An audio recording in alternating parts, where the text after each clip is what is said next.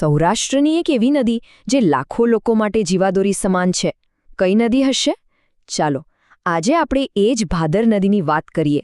સમજીએ કે કેવી રીતે આ એક નદી આખા પ્રદેશને જીવંત રાખે છે. એમનેમ નથી કહેવાતી સૌરાષ્ટ્રની જીવનરેખા. લોકો એને પ્રેમથી આ નામથી બોલાવે છે. અને એની પાછળ કારણ પણ છે.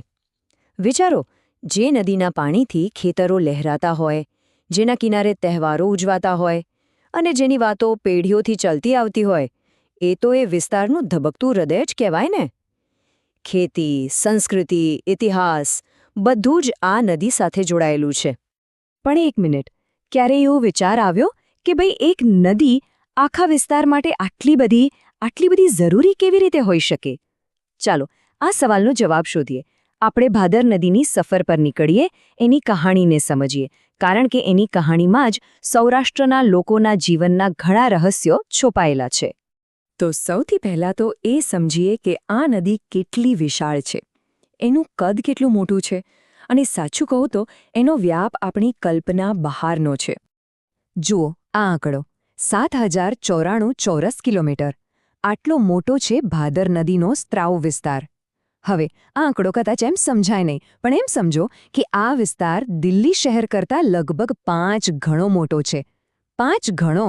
હવે અંદાજ આવ્યો હશે કે આ નદી સૌરાષ્ટ્ર માટે શું કામ આટલી મહત્વની છે. અને પેલો જે આંકડો જોયો ને, એનું સાચું ચિત્ર અહીં દેખાય છે. આ કોઈ નાની સૂની નદી નથી. આ તો એક આખી સિસ્ટમ છે, એક જળ પ્રણાલી જે પૂરા સૌરાષ્ટ્રનો 7મો ભાગ આવરી લે છે. મતલબ કે રાજકોટથી પોરબંદર સુધી કેટલાય શહેરો અને ગામડા આ નદી પર જ નભે છે. તો ચાલો હવે શરૂ કરીએ ભાદર નદીની આ રોમાંચક સફર, એના ઉદ્ગમથી લઈને એના અંત સુધી. આપણે જોઈશું કે કેવી રીતે પહાડોમાંથી નીકળતી એક નાનકડી ધાર એક વિશાળ નદી બનીને સમુદ્રને મળે છે, અને રસ્તામાં એ કેટલાય વિસ્તારોને જીવંત કરી દે છે. આ રહી એની આખી સફર, લગભગ 198 કિલોમીટર લાંબી.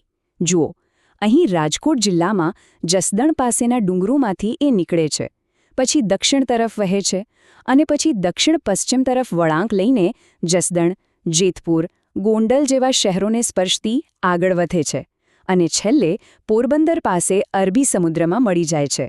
આ તો જાણે સૌરાષ્ટ્રના હૃદયમાંથી પસાર થતી એક ધમની જેવું છે. હવે ભાદર નદી એકલી નથી વહેતી. એને ઘણી બધી નાની મોટી નદીઓ મળે છે.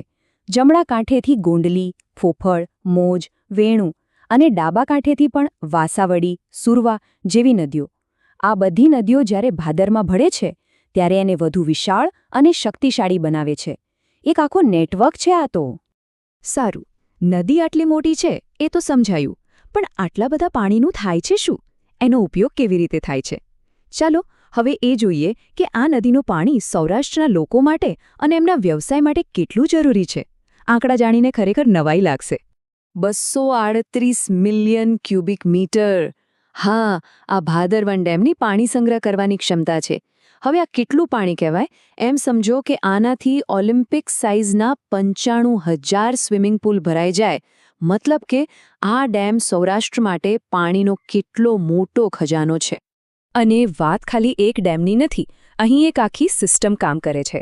જે ભાદર 1 ડેમ છે એ રાજકોટ, ગોંડલ, જેતપુર જેવા મોટા શહેરોની તરસ છીપાવે છે, એમને પીવાનું પાણી પહોંચાડે છે. અને બીજો છે ભાદર 2 ડેમ. એ ખાસ કરીને સિંચાઈ માટે છે, ખેડૂતોના ખેતરો સુધી પાણી પહોંચાડે છે. એટલે એક ડેમ શહેરો માટે અને બીજો ગામડા અને ખેતી માટે. કેટલું સરસ આયોજન!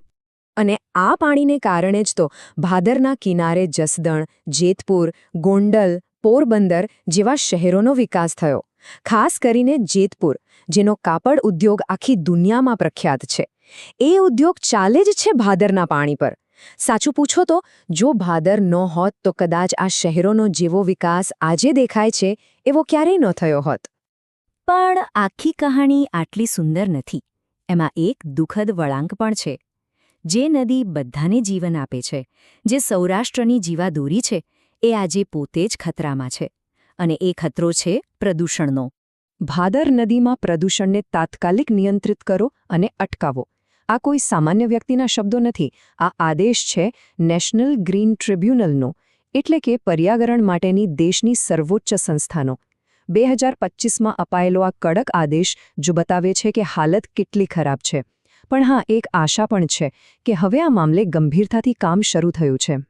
તો સવાલ એ છે કે આ બધું પ્રદૂષણ આવે છે ક્યાંથી? મુખ્યત્વે 3 કારણો છે.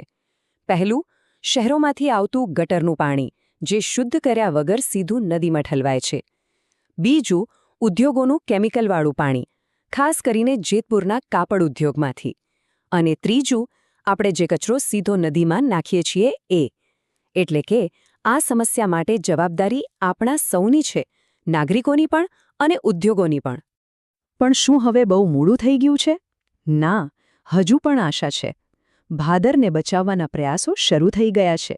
પણ એ સમજવું જરૂરી છે કે આ એક રેસ છે, સમય સામેની રેસ, અને આ લડાઈમાં આપણે સૌએ સાથે મળીને જ જીતવું પડશે.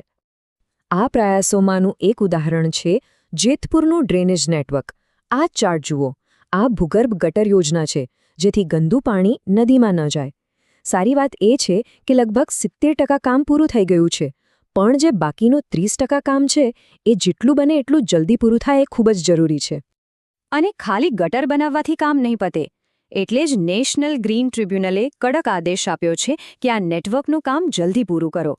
એટલું જ નહીં, દરેક ઘરનું કનેક્શન આ નેટવર્ક સાથે ફરજિયાતપણે જોડો, જેથી એક ટીપું પણ ગંદુ પાણી નદીમાં જાય જ નહીં. આ લડાઈ કોઈ નવી નથી. આ જુઓ, 2018માં જ આ મુદ્દો હાઈકોર્ટ સુધી પહોંચ્યો હતો. પછી 2025માં એનજીટીનો કડક આદેશ આવ્યો. અને હવે ડિસેમ્બર 2026ની ડેડલાઇન નક્કી કરવામાં આવી છે કે ત્યાં સુધીમાં જેતપુરનું બાકીનું કામ પૂરું કરી દેવું. એટલે હવે બધાની નજર એના પર છે કે શું આ ડેડલાઇન સુધીમાં ભાદરને પ્રદૂષણમાંથી મુક્તિ મળશે? તો ભાદરની આખી વાત આપણને એક મોટા સવાલ સામે લાવીને મૂકી દે છે. જેમ જેમ કોઈ પ્રદેશનો વિકાસ થાય છે, તેમ શું એણે પોતાની જીવાદોરીને જ દાવ પર લગાવી દેવાની? શું વિકાસ અને પર્યાવરણ સાથે ન ચાલી શકે? આનો જવાબ આપણે સૌએ સાથે મળીને શોધવાનો છે, કારણ કે ભાદર જેવી નદીઓનું ભવિષ્ય એ જ આપણા સૌનું ભવિષ્ય છે.